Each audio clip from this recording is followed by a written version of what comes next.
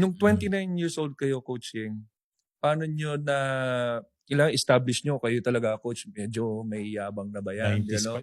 Hindi naman ganoon kasi pagka inuna mo yung yabang, mas lalo kang mahihirapan dun sa mga player. Kailangan iuna mo yung trust nila sa'yo na alam mo ginagawa mo. Okay. So, sa akin, pinagbuti ko lang na alam ko magkakamali ako, bata ako. So, biglang may pumasok na yenggeo na uhugin na hindi mo kilala. Buhok pa kayo nun, Coach. May buhok pa ako nun, no? Biglang pumasok sino ba yan? No? So, ang sa isip ko, tatagal kaya ako ng 1 o 2 taon dito. Pag tumagal ako ng 1 o 2 taon dito, okay na ako.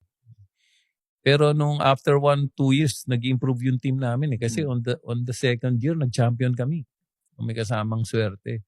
Yung sabi ko rin madalas, ang daming magagaling na coach na hindi sinwerte na nawala yung career nila or hindi nila na maximize. Halong swerte talaga. Nag-champion kayo nung second year. Na masasabi nyo, buti na lang ito yung team na napunta sa akin. Sina Rick Marata pa. 1992 pa yata yun. 1992. So, baka yung mga ibang nanonood sa atin, di pa pinanganak.